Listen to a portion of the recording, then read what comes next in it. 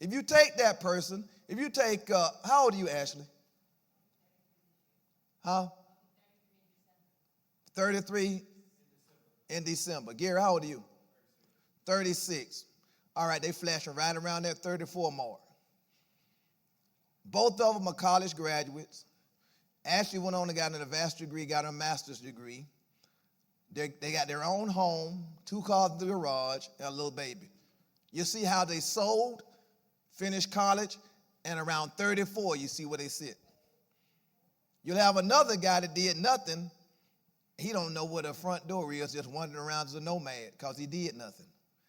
That's the guy that's looking for what? ABW. I need a rough, tough woman. I need a tough old woman to carry me. See, I did nothing, so I got to compensate by finding myself what? A mommy. I got to find somebody to carry me because I did nothing. I'm out here running the streets, thugging around, trying to be a player. I got nothing. I did nothing. I got no credit score. I got no credit. I got nothing. So I'm looking for a silly woman to carry me. It's a circle of life, reaping and sowing. Sowing and reaping is always embedded in everything you look at. What you do at 17 is going to determine your 34-year-old outcome. And you can take a look at your life by subtracting 17 years from your life, whatever age you are, and determine what you were doing 17 years ago. And you'll find out about yourself.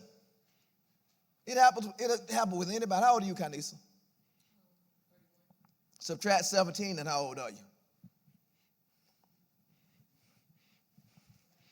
14, right?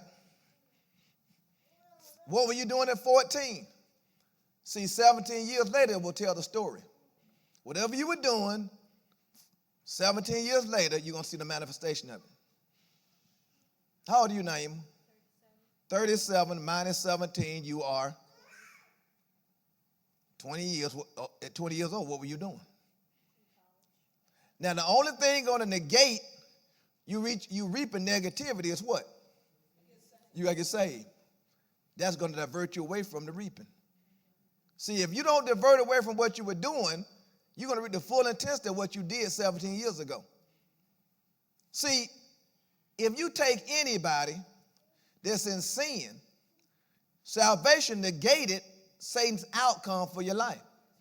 Let's say Kanisa was out there fooling around the street, fooling around with guys, and Satan was tracking her to be a heroin addict somewhere dead in a hotel room with some guy beating her to death with a blunt object and killing her. That was the devil's plan. Salvation negated it.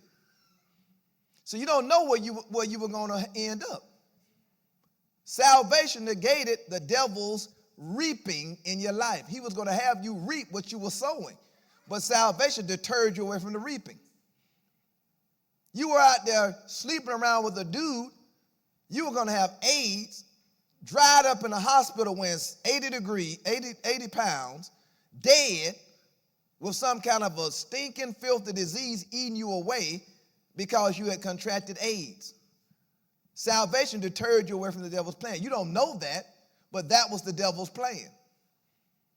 You don't know what his plan was because salvation negated the plan. But guess what? You got friends that didn't negate the plan. They're dead tonight.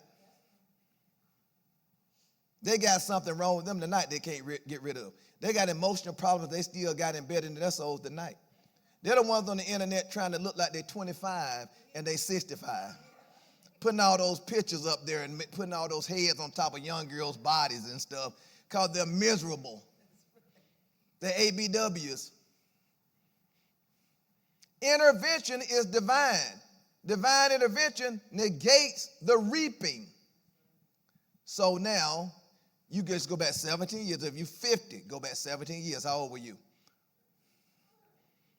33, right? See, if you had been saved at 33, your life is in another place at 50. You go back from 33, 17 years, and you at 16, and you're tracking toward disaster. But if you got saved along the trail, you negated disaster. You didn't know it, but God had intervened. Keep on tracking. You're sowing at 34. Let's say that's Gary and Ashley right there around 34. What they're doing now is going to be picked up 72 years later at 51. But along the trail, you reach the halfway point, halfway between birth and death at 85. You're at halfway point at 180 degrees, 42.5 years. 42.5 years on the circle of life, based on the 85-year lifespan, is the halfway point. It's the midpoint of life at 180 degrees on that 360-degree circle, 42.5 years. You keep on living. You get from 34 to 51 years old, that's 17 more years. You're at 216 degrees on the circle of life, you're 51 years old. You're reaping whatever happened at 34 and in that little area there at 51. See, if you can look around at people, you can see this on them. You'll see their lives will parallel with what I'm saying. What they've been doing on the circle of life is showing up. You've got parents, you've got uncles, you've got aunts, you've got people that you know, and all they're doing is going through cyclical sowing and reaping. And every time they do it, they get a harvest. And you see their life is a manifestation of what they did. What you can't do is let them import you into their reaping. You see where I'm coming from? They reaped what they sowed, and they're incapacitated. Now I want to import you into my incapacitation and make you do what? Feel some kind of way about my incapacitation that you are not responsible for. That's where you get hung up with the devil. You are fighting your way out through salvation, and you let another person incorporate you in their incapacitated state because of what they sowed and what they reaped. You're not responsible for them. It's going to hang you up, and it may end up damning your soul because you're caught up back where? In Sodom. Remember Lot's wife. That's why I'm telling you, your feelings can undermine you. People are in a cyclical state of reaping and sowing, sowing and reaping. And if you get pulled into another person's life, you're going to get pulled into their reaping, and you didn't sow it. You got what on you? A false responsibility. Obligation that you're taking on yourself that God didn't put on you. A fake Christianity says you're responsible for saving the world. Jesus is the Savior of the world. They could have got off of that cyclical reaping and sowing process if they would get saved, but they won't. If you won't get saved, I got nothing else for you. Because Jesus intervenes personally with the individual and changes destinies based on him changing the reaping of what you sowed.